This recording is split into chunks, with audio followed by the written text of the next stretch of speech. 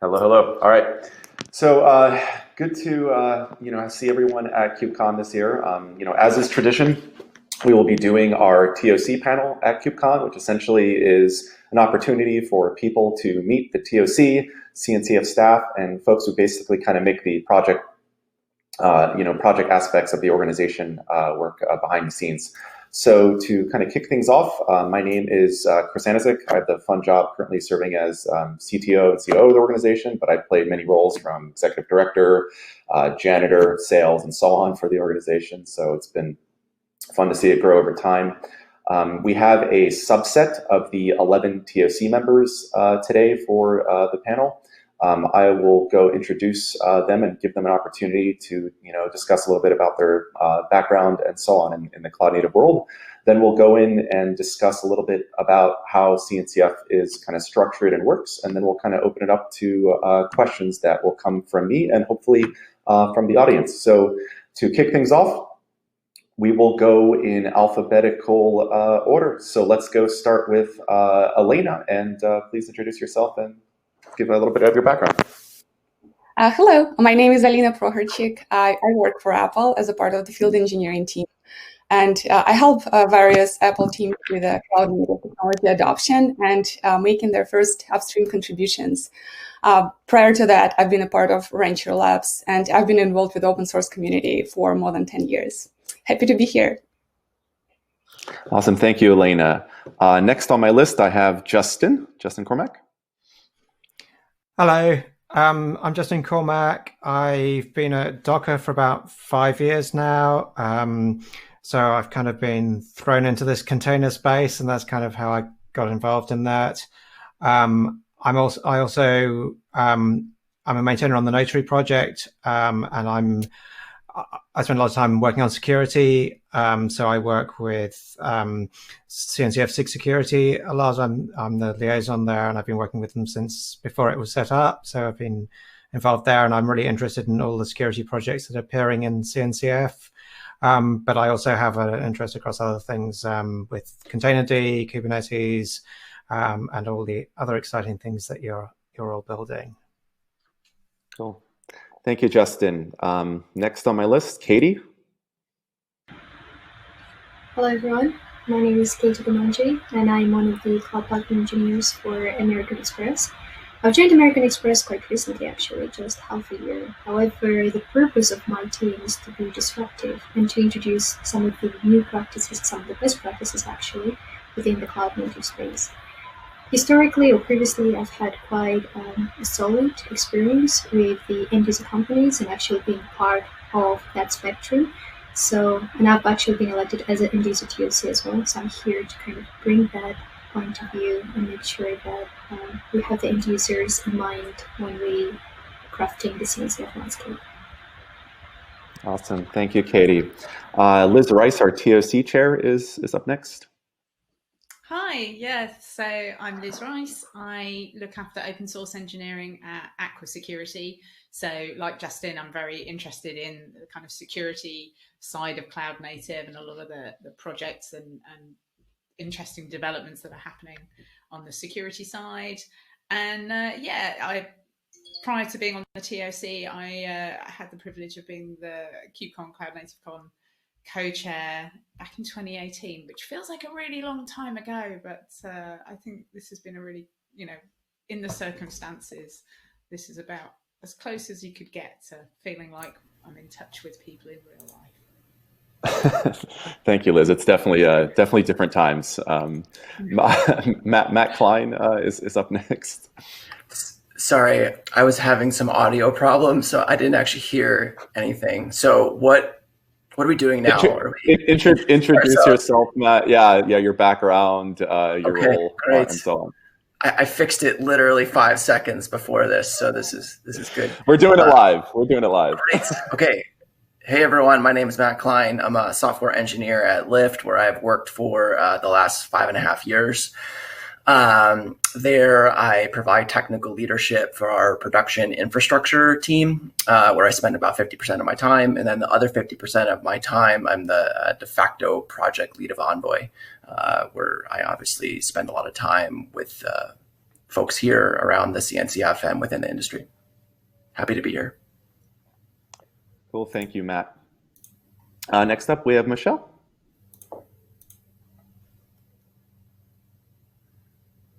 You may have muted yourself, Michelle, accidentally, so click the little three dots. Thanks. Can you hear me okay now? Yep, good to go. Hey, I'm Michelle. I'm a software engineer at Microsoft. Been here for a few years now. Before this, I was at Engineered and Deis, where I worked on platforms as a service and around Kubernetes application package management.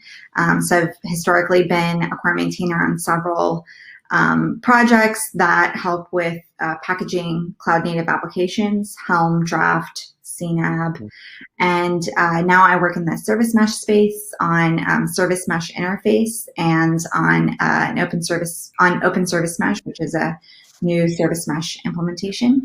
I have been involved also in the governing board as a developer representative, and yeah, just really love how this space is growing and happy to be here today.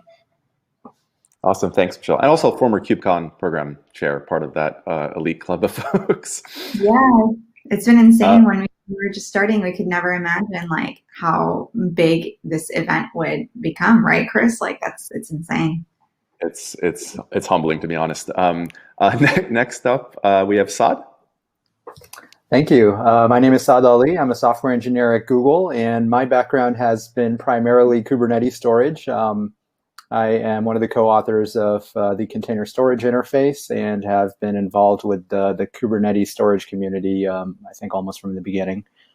My interest in the TOC and in the CNCF has kind of been born out of my participation in these communities and learning what healthy communities look like, and wanting to champion those ideals and help grow the cloud native ecosystem. Awesome, thank you, Saad. And finally, we have Sheng. Hi, I'm Sheng. I'm one of the co-founders and CEO of Rancher Labs. So at Rancher Labs, we basically built a business around commercializing CNCF technologies like Kubernetes and Helm and Prometheus, Fluentd, a lot of them. We also try to contribute to some new projects into CNCF, like Longhorn, and more recently K3S, which became sandbox projects. Awesome. Thank you, Sheng. It's great to kind of have a mix. As you could see, there's folks that come from end user companies, from vendors, and startups. So we have kind of a healthy mix on the TOC. I'm now going to go through, a few minutes to kind of explain just in general how the CNCF is structured, try to, reiterate some of the principles we have in our organization. And then I'm going to go ask some questions to the TOC, and then we'll go open it up hopefully to, the audience. So I'm going to go quickly share my screen and see if this actually works. Hopefully everyone sees this content, but we started with a nice kind of brief introduction, with our TOC members. If you're not really intimately familiar with how CNCF works in terms of how it's structured, behind the scenes is, it is a Linux Foundation sub-foundation, and with every Linux Foundation sub-foundation, we generally always separate our, funding governance and technical governance. So in CNCF, we have a governing board. These are essentially members who pay into the organization. It's a mix of vendors and end users. They mostly fund the organization, so we could put on events such as KubeCon and do things like security audits and so on. So these are folks that essentially have get a chance potentially to have a seat on the governing board and focus on marketing related initiatives like webinars and so on. By being on the governing board, they have a chance to have a voice or vote into how the budget is spent in the organization, but they don't have a voice in technical matters per se. The TOC that is on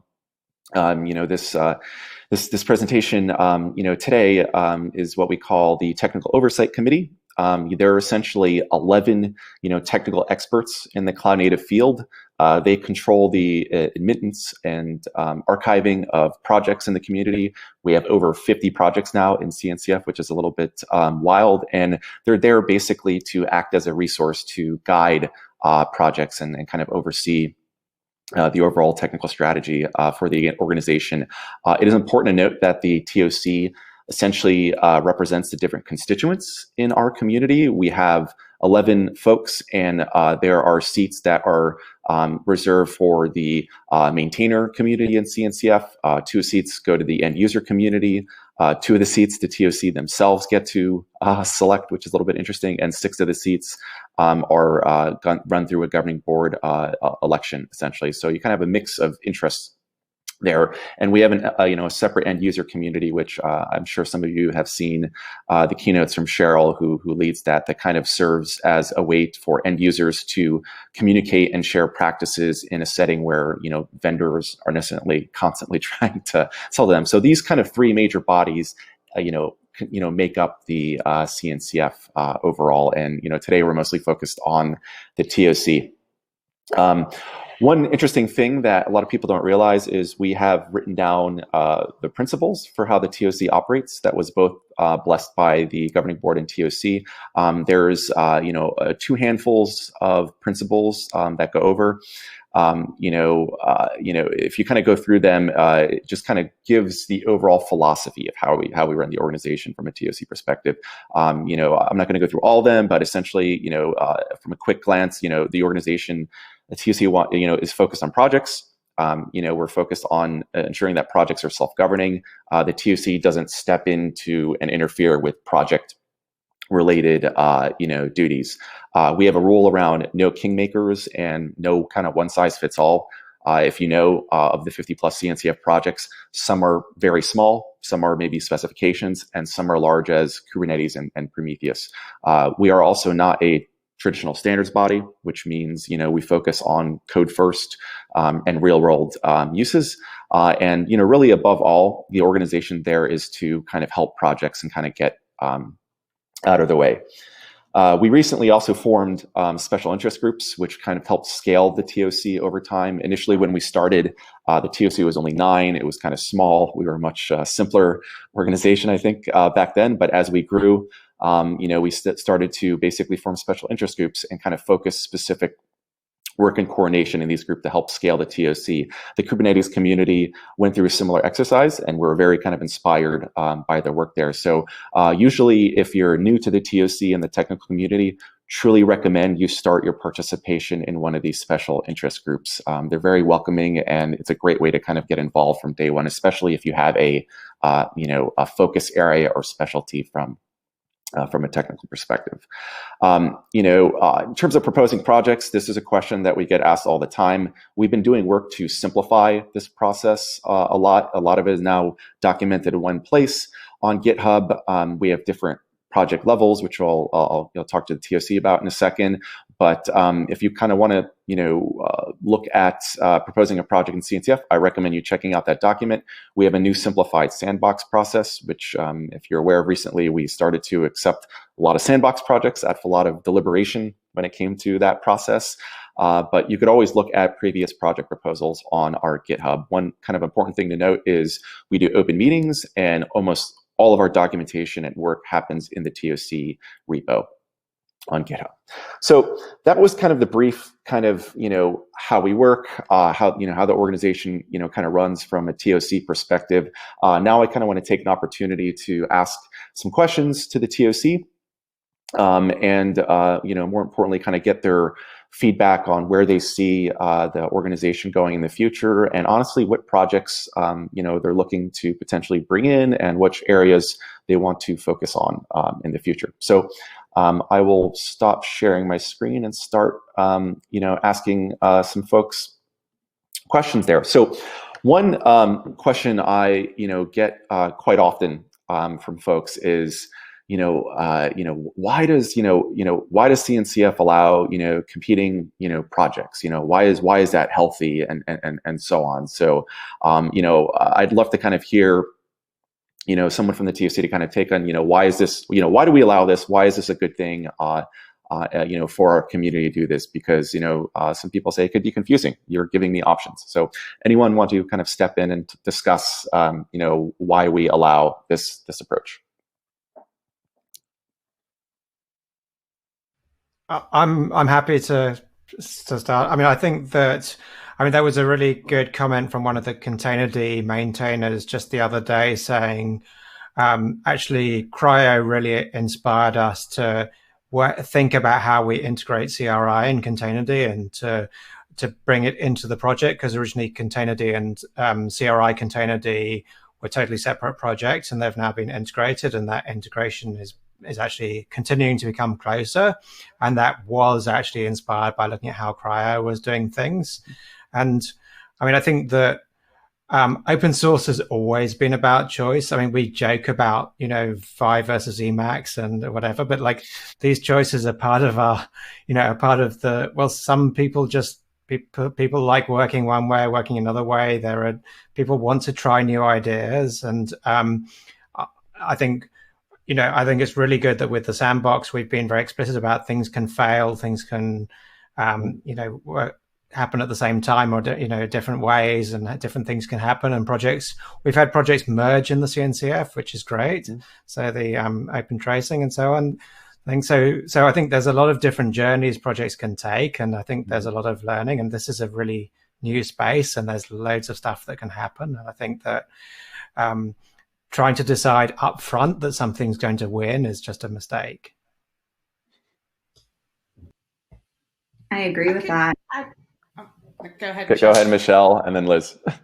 I'll just jump in here. Yeah, I agree with that. I think it's healthy to have different perspectives and different solutions in this space. And like Justin mentioned, there's a collaboration and mergers and consolidation that may happen later, but people have different organizational structures and different development environments and different deployment environments and production environments. And it's just, there's no one size fits all, like you mentioned. So it's nice to have these competing solutions. And if there's a way to consolidate in the future, great. If there's not, that's okay too, as long as things are, I think I hear the term and unlike the term now, interoperability a lot. So, your solution should have a way to fit in and work with other solutions. And as long as there's kind of a story there, I think it's nice to have different solutions in the space. Awesome. I was just going to add that I think there's, it's not just about a point in time. This is the snapshot of the set of projects that are currently cloud native. In 2, 3, 4, 5 years time, I don't think any of us know which of these projects are still going to be, the star solution for each particular problem, and new, better, more efficient, in whatever way, improved versions or solutions for different parts of the problem might come along. And that would be a really good and healthy thing. That innovation might come from within a given project, or maybe it comes from a separate project, and that's all good and healthy. Yeah, I mean, in fact, one of the principles. Sorry, Liz. In fact, one of the principles, Chris, you said earlier, was no kingmakers and one size does not fit all. So I think the fact that CNCF takes on one project doesn't mean that all the innovation in that particular space has already happened. Definitely, healthy competition is always a fuel for innovation, and our end users is so so big and so varied. Accepting different projects really help to grow the space. That's good to hear, because from end users sometimes I hear it's like Cortex or Thanos. I'm confused, like Containerd or Creo. I think it comes at a cost potentially at end users, but it's good to hear from your perspective. Cool. So, that's great to kind of hear people's viewpoint on that. It's definitely kind of something that people ask frequently and confusing, where people just assume that we would, bless one particular, solution, where we don't. We're more similar to an organization, like the Apache Foundation, which has ton, like 5 different key value stores or something. At least. So, another, kind of question that comes up, quite frequently is around, what is the TOC going to focus on, in the future? What's essentially missing in our landscape of projects? Where does the TOC kind of want to invest its time in there? So, does anyone kind of want to discuss what their viewpoint is in terms of what CNCF is potentially missing in its, suite of 50 plus projects that we have so far?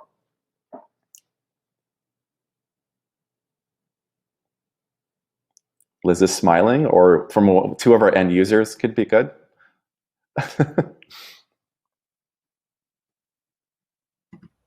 Nobody else volunteers. I will jump in and say, I think one of the really great things we have right now is, the end user technology radar, the input from end users that we get, from people like Elena and Katie on the TOC, and that's where we're going to find out where the real gaps are that need to be solved. And also some of the project submissions that we're starting to see from end user companies. I think a lot of this seems to be in the area of, like, how do you manage the platform that your developers are going to write their code native applications on? Mm-hmm. There's tons more on that kind of operational side that, and exactly what the problems there. I think it's the end users who will tell us, best about both what the problems are and what the best solutions are. I'll also jump in here. I think Matt Klein really opened my eyes to operational dashboards and seeing projects like Clutch from Lyft and Backstage.io from Spotify. I'm really obsessed with that whole space now, and want to understand, how we can integrate our other projects, those components, and the solution you talked about. Like, there's 5 different solutions for a problem, so you should pick one, but then have like a unified interface to really interact with all your infrastructure related tooling and operational tooling. So I'm excited about the dashboard space. I think historically we've kind of shied away from it because a lot of us aren't, front-end developers. A lot of us are kind of scared about the security implications of dashboards and things like that. So, but I'm seeing now a renewed focus and interest in that space, and I'm just really pumped about it. So that's one area.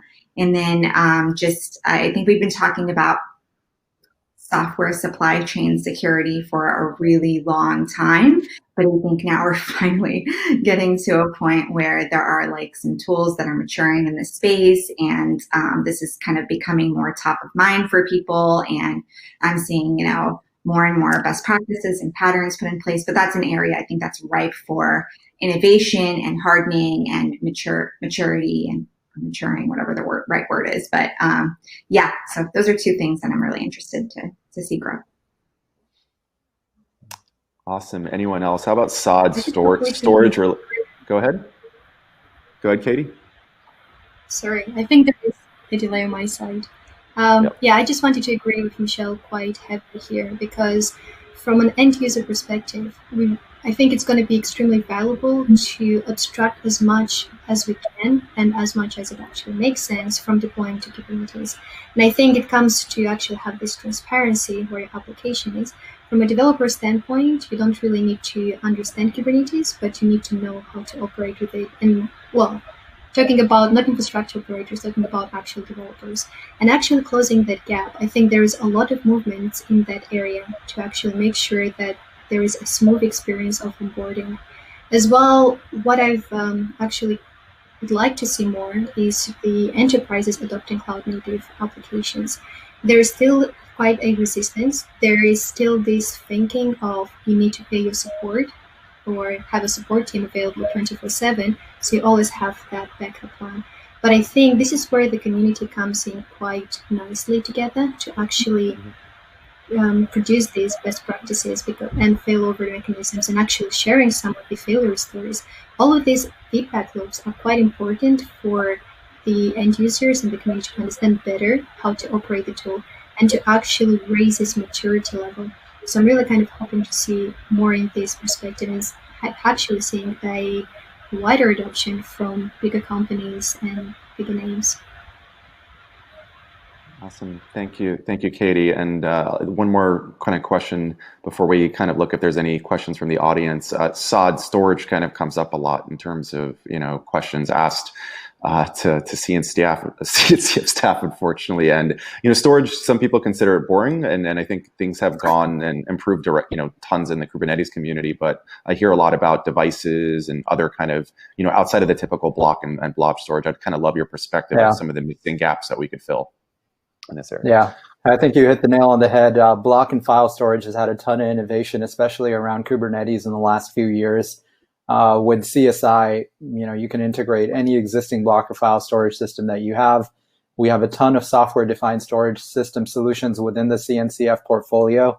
With the Rook, you can integrate Ceph and other SDSs. We have platforms in Sandbox like OpenEBS that are trying to innovate in that area. I think the interesting area moving forward is going to be at the level of non-block and file storage. So thinking about object, how do we have the same type of kind of ease of use and portability that we have now with block and file with object storage? And that's a difficult challenge. I've seen some activity in that with the Cozy project. And beyond that, databases are always an interesting challenge as well. And there are a set of products that are available in that area, but I'm pretty sure we're going to see a lot of innovation in that space as well. Awesome, exciting.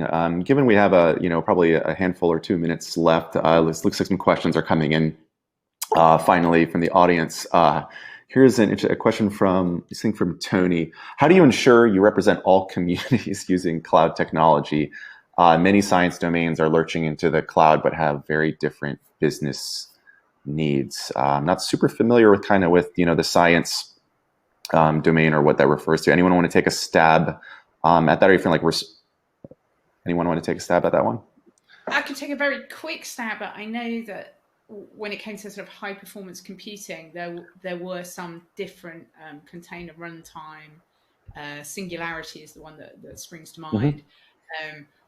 Where I don't recall right now exactly what the different requirements were, but that it was felt that in that environment, I think part of that was actually to do with needing privilege. They had an alternative solution to kind of rootless containers. But I think the broader question of how do we represent all communities is through events like this and conversations and getting to know people and people telling us what their problems are. That's, we can't find out any other way. I'm going to just jump in as well, if that's all right. When I was co-leading Kubernetes SIG apps, it was a while back, we had some biotech folks come in saying they wanted to use Kubernetes to make research easier for people, and that just really lit up my eyes, and I was like, wow, that's so cool. I'm so excited to be working on in a space that enables that kind of technology. And so I think just to add and echo what Liz is saying, it's events like this, being as open and transparent as possible in this space, welcoming anyone who wants to be involved, which we've really worked super hard at every level of doing. I know the CNCF staff, everybody involved has kind of been echoing the same message, which is, if you want to be involved, you should be involved, and here are all the things, here's all the information, and just jump in, and we'd love to have you be involved. I think it can be overwhelming, but we're trying to be as transparent and welcoming as possible and make this like kind of a level playing field. And I think the vendor neutral bit of it helps with making this whole space a level playing field and lowering the barrier to entry. Yeah, and if I can add to that, I think the TOC here, it's impossible for us to be able to represent every single viewpoint and understand all the requirements that everyone has. And so one way that we're scaling is through these CNCF storage special interest groups. And the special interest groups are effectively small communities where everyone's welcome to join and provide their input, and that gets funneled into the TOC and plays heavily into how we operate. Yeah, absolutely. I definitely recommend talking to the SIGs and talking to people. I mean, I think that I've had a lot of involvement with some of the bits of HPC and Saad in little bits, but if you come and talk to us, and we can help direct you to the right place. And since go ahead. Great job reaching out to different projects in the space and bringing their demos to the SIG meeting. So it's a two-way street always. Definitely. I've been told we have 5 more minutes, left before they kick us off, which I think has time for one question. What's interesting about the HPC space, I don't know if people realize that there's another event out there called Supercompute, which was actually happening at the same time as KubeCon last year, and it's like another 10,000 person event with like all HPC people. So it would be cool if we found a way to kind of bridge those communities, because they are solving interesting problems. Maybe we'll fund some type of TOC at Supercompute thing, one time. I don't know. We'll figure it out. One final question before we kind of wrap things up, and we're always available on the TOC channel, and the TOC meetings are open. Question from Alexis here. How do you feel about some CNCF and Apache projects kind of trying to solve the same problems regarding standards, thinking about cloud events and open messaging? So basically, having CNCF and Apache having similar competing, overlapping projects. Insert XKCD comic about standards. Anyone want to take this question?